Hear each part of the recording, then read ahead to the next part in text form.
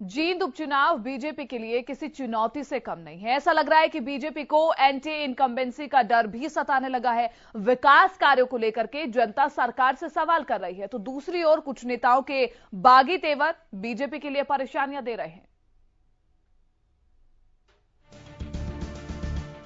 Sir जोर लगाइए, खूब जोर लगाइए, जरूरत भी है, मजबूरी भी। नाक और साख दोनों का सवाल है। बागियों को साधिए, समझाइए, मनाइए। रूठ गए तो मुसीबत हो जाएगी। पहले ही हालात बहुत अच्छे लग नहीं रहे।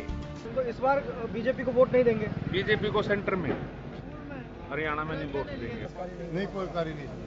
तो नाराज है इस बार बीजेपी सरकार। हाँ, नाराज है। पूरी पक्की में हो ही नहीं रहा, क्या कराने कोई जिम्मेदार में फायदा नहीं, क्या में फायदा नहीं। युवाओं को रोजगार भी नहीं मिला इस गांव में। नहीं मिला जी, बहुत बच्चे। एंटी इनकम्बेंसी सुना तो होगा आपने, इसी ने हाल में हराया है। आपने कई जगहों पर सत्ता गंवाया है। याद न हो तो राजस्थान, एमपी, छत्तीसगढ़ याद कर लीजिए। खैर, दूर क्यों जाना, सरकार से नाराजगी के उदाहरण हरियाणा में भी खूब हैं और जींद तो पिछड़ेपन का शिकार रहा ही है। बीजेपी सफाई अभियान फलानी बात घोषणा, सफाई अभियान, स्वच्छता अभियान, इसके तहत कई कार्य हो रहे थे। उठे ना रही, एक भी खुदी मारेगा मुझे, एक भी। जींद में जोर आजमाइश के बीच आम आदमी की बात भी सुन लीजिए। नाराजगी सरकार से कम नहीं। इसलिए हम विपक्ष में बैठ के अभी दूसरे के साथ चलेंगे।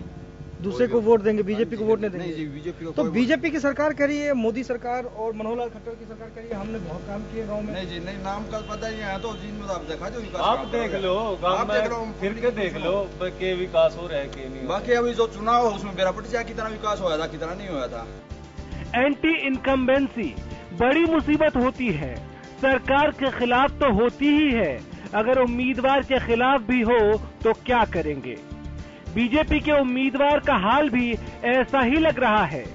पिताजी विधायक थे, एक नहीं लगातार 2 बार।